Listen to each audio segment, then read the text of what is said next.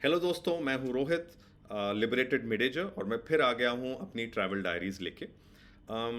इस बार जो मैं टॉपिक कवर करना चाहता हूँ वो है लंबी राइड्स।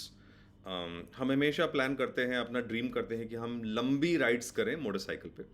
तो मेरे एनालिसिस में आया है कि करीब 16 राइड्स हमें पूरे इंडिया में करनी चाहिए। वो शायद सारी की सारी इंडिया कवर कर देगी।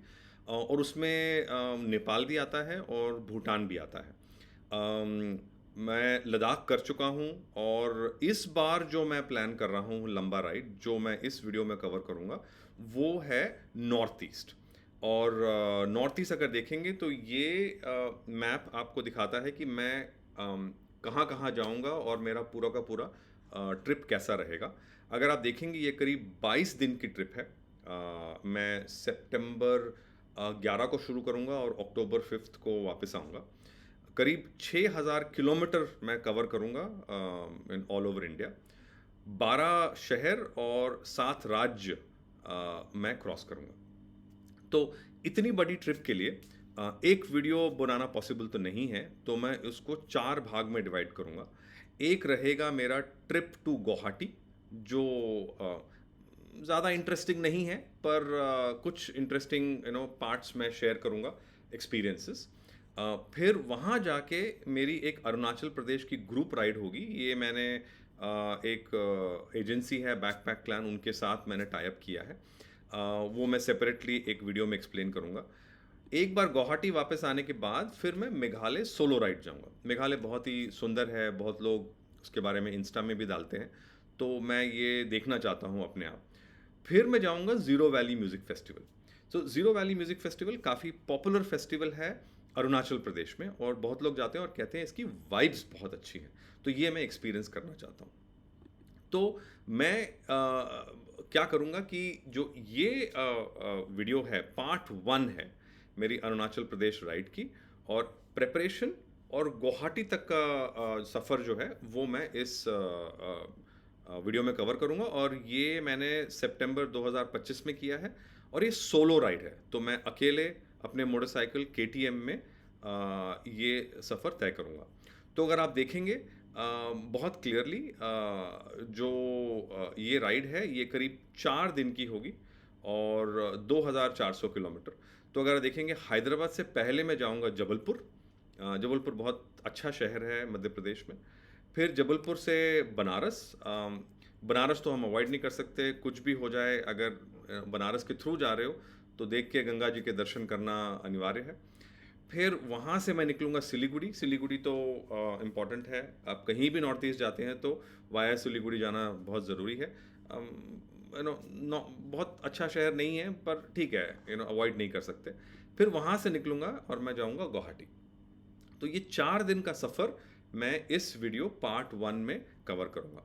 राइड स्टार्ट करने से पहले सबसे इम्पॉर्टेंट है कि आपकी बाइक बिल्कुल परफेक्ट रहे। तो मैंने अपनी बाइक की सर्विस कराई लोकली, और आप देखेंगे कि मैंने अपना rear brake pad and front back pad दोनों चेंज किया, क्योंकि काफ़ी ग्रूलिंग राइड है। तो इसीलिए ये दोनों बिल्कुल परफेक्ट होने चाहिए। सारे ऑयल स्टॉप अप किए, और अपना क्लच वायर भी चेंज किया, थोड़ा पुराना हो गया था। तो इससे इस ये सब करके मेरी गाड़ी हो गई तैयार फॉर द लॉन्ग ट्रिप। तो नेक्स्ट आता है कि पैकिंग कैसे करें। और बहुत लोग मेरे से पूछते हैं कि क्या क्या सामान पैक किया जाए। तो अगर आप देखेंगे इस वीडियो में मैंने वो कवर किया है। ये मेरे सारे फुटवेयर्स हैं, जो जूते एंड चप्पल हैं। इसमें सबसे इम्पॉर्टेंट तो ऑब्वियसली मेरा राइडिंग शू है, जो काफ़ी यूज़ होता है। उसके बाद मैं हमेशा एक ट्रैकिंग शू रखता हूँ। अगर मैं कहीं जैसे मेघालय गया तो वहाँ पे कहीं ट्रैक करना हो तो ये शू बहुत काम आता है। एक मेरा regular running shoe and walking shoe रहता है, और मैं हमेशा अपने साथ एक स्लीपर रखता हूँ। मैंने एक्सपीरियंस किया है, जब मैं कैंपिंग करता हूँ और मेरे पास स्लीपर्स ना रहें तो बहुत ज़्यादा दिक्कत होती है। तो अगर आप देखेंगे ये मेरे सारे फुटवेयर्स हैं जो मैं पैक करता हूँ, इनको सेपरेट पैकेट्स में डाल के। फिर उसके बाद आते हैं मेरे बैग्स, ठीक है। और ये मेरे 3 बैग्स हैं। एक में मैं रखता हूँ अपने सारे के सारे रेन गेयर, वो ये आ गया। ये मेरा एक राइनॉक्स का बैग है जो टेल बैग है। बिल्कुल वाटरप्रूफ है। आप देखेंगे ये बहुत ज़्यादा काम आता है राइड्स में। और फिर मैंने एक सैडल बैग लिया है जो मैं यूज़ नहीं करता, पर उसका एक भाग लेके मैं इसको भी यूज़ कर लेता हूँ। ये भी वाटरप्रूफ है, तो ये भी बहुत ज़्यादा यूज़फुल रहता है। तो ये 3 बैग्स मेरे लिए सफिशिएंट होते हैं। फिर अगर आप देखोगे तो मैं अपने सारे के सारे कपड़े जो हैं वो मैं ऑर्गेनाइज़ करता हूँ छोटे-छोटे पैकेट्स में। ये मेरे सारे के सारे पजामे हो गए, मैं जीन्स वीन्स नहीं लेके जाता। मैं सिर्फ़ स्लैक्स रखता हूँ ताकि लाइट रहे और ट्रैवल बहुत ईज़ी रहे। ये मेरे सारे के सारे गरम कपड़े हैं बिकॉज़ मैं तवांग की तरफ जा रहा हूँ। तो ये आप देखेंगे मेरा स्लीपिंग बैग है। ये मेरा पिल्लो है जहाँ मैं यूज़ करता हूँ, और ये सारे के सारे मेरे गरम कपड़े हैं। तो ये सब बहुत ज़रूरी हैं, स्पेशली जब आप कोल्ड जगह जाते हो। फिर मेरे बाकी जो कपड़े हैं वो सारे इस छोटे-छोटे पैकेट्स में, जैसे मैंने कहा, मैं बना के रख लेता हूँ ताकि मेरे को पैकिंग में बहुत आसानी होती है। फिर ये मेरा गियर है। एक्स्ट्रा ग्लव्स डेफिनेटली रख लीजिएगा, क्योंकि अगर गीले हो गए ग्लव्स तो फिर ये बहुत काम आता है। और बेस लेयर्स और इनर्स डेफिनेटली रखिएगा अगर आप कोल्ड एरिया में जा रहे हैं, तो ये बहुत ज़रूरी है। फिर उसके बाद आते हैं मेरे बंजी कॉर्ड्स। मेरे पास 4 बंजी कॉर्ड्स हैं, ये सफिशिएंट रहता है सब कुछ करने के लिए। हेलमेट, ये मेरा एक थाई बैग है, ठीक है। फिर ये मेरा ये पंचर रिपेयर किट है जो बहुत ज़रूरी है। मेरी ट्यूबलेस टायर है तो ये काफ़ी काम आता है। और एक ये है मेरा टायर इन्फ्लेटर। तो मैं अपने ये मैंने एक ही बार यूज़ किया है, पर जनरली मेरे को बहुत कॉन्फिडेंस देता है कि मैं ये सिचुएशन हैंडल कर पाऊँगा। डेफिनेटली आपको प्लान करना चाहिए कि आप एक बहुत अच्छा राइडिंग गियर, पैंट और अपर जैकेट पहने। सबसे इम्पोर्टेंट है मेरा रेन गियर। तो अगर आप देखेंगे ये मेरा रेन जैकेट है, ये मेरा रेन लोअर है। ये दोनों वाइट तरह के हैं, बहुत यूज़फुल हैं। और ये दो मेरे पॉन्चोज़ हैं। अगर आप कहीं ट्रैक कर रहे हो तो पॉन्चोज़ डेफिनेटली बहुत ज़्यादा काम आते हैं, तो ये मिस मत कीजिएगा। फिर उसके बाद आ गया मेरा लैपटॉप और मेरे वायर्स एंड एक्सेट्रा। तो ये सारे के सारे जो हैं मेरा मटेरियल हो जाता है, और ये करीब 15 से 20 दिन के लिए सफिशिएंट है दोस्तों। इससे ज़्यादा ज़रूरत नहीं है, ओवर पैक मत कीजिए। फिर अगर आप देखेंगे कि इसको मैं लोड कैसे करता हूँ, तो ये देखिए ये मेरी गाड़ी पे लोड हो गया है। और देखेंगे कि मेरे 3 बैग्स यहाँ फिट हो गए। तो सारा रेन गियर मेरा ये साइड बैग में आ गया। फिर अगर आप मेरा टेल बैग देखेंगे, इसमें मेरा सारा सामान आ गया, और मेरा स्लीपिंग बैग और सारे गर्म कपड़े ये बैक वाले बैग में आ गए। और मैंने 4 बंजी कॉर्ड से इसको पूरा का पूरा कर दिया है टाई। और फिर ऑब्वियसली मेरा वाटर बॉटल है और मेरा जीपीएस है। तो सब मिला के मेरी गाड़ी अब लंबे ट्रिप के लिए तैयार है, और मैं बहुत बहुत कॉन्फिडेंट हूँ कि ये 15 से 20 दिन मेरे को आराम से साथ देगी, कोई प्रॉब्लम नहीं आएगी। तो जब मैंने ये ट्रिप शुरू किया, सबसे पहले मेरा ब्रेकफास्ट स्टॉप रहता है। मैं हर ट्रिप के लिए डेफिनेटली एक ब्रेकफास्ट स्टॉप डिफाइन करता हूँ। तो सिंगिस किंग ढाबा है जो करीब हैदराबाद से 220 किलोमीटर दूर है। एब्सोल्युटली बिल्कुल रस्टिक रूरल एनवायरनमेंट है। खटियास हैं वहाँ पे। तो एक मिक्स्ड पराठा, पनीर एंड आलू सब मिला के खाइए, और कर्ड के साथ ये बहुत ही अच्छा होता है।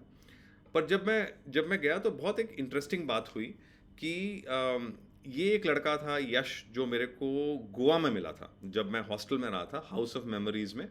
तो उसने मेरा पूरा का पूरा ट्रिप देखा और कहा कि सर आप मेरे से मिलिए नागपुर में। तो बहुत ही इंटरेस्टिंग था। उसके साथ पिकोलोस में बैठा, मैंने कॉफ़ी पिया, और मुझे लगा कि ये सबसे ज़्यादा वैल्यू है ऑफ ट्रैवल। आप बड़े इंटरेस्टिंग लोगों से मिलते हो, और ये कंटिन्यू चलता रहता है। तो आई थिंक सबसे important take away from long trips यही है, अच्छे लोग और उनसे बातें करना। जब आप ट्रैवल करते हो नागपुर से, तो आता है एक पूरा स्ट्रेच पेंच नेशनल पार्क का। बहुत ही सुंदर रोड है। मैंने इतना अच्छा हाईवे फॉरेस्ट में आज तक नहीं देखा है।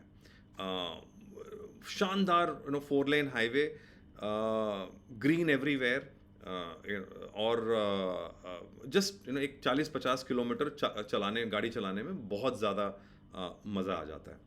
जब मैं जबलपुर पहुंचा तो आई बहुत ज़्यादा बारिश। तो अगर आप देखेंगे मेरी बाइक में मेरा सारा सामान बिल्कुल सेफ था, और इसीलिए बहुत इम्पॉर्टेंट है कि जो आप बैग्स लें वो वाटरप्रूफ ज़रूर लें। अगर वाटरप्रूफ नहीं है तो आपको बहुत दिक्कत होने वाली है। मेरे ये दोनों बैग्स जो हैं बिल्कुल मस्त वाटरप्रूफ हैं, एक बूंद पानी भी अंदर नहीं गया। तो जबलपुर शहर है नर्मदा नदी का। तो ये देखना एक इट्स बहुत अच्छा एक्सपीरियंस है। नर्मदा में पानी बहुत था, गंदा दिख रहा था पर बहुत बहाव अच्छा था।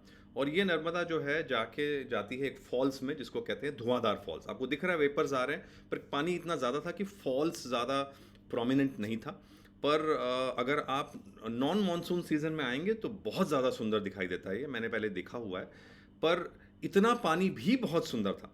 अगर आप देखेंगे इसके तट पे बहुत सारे लोग हैं जो पूजा करने आते हैं, डिप लेने आते हैं, तो तैयार रहिएगा कि भीड़ काफ़ी रहेगी।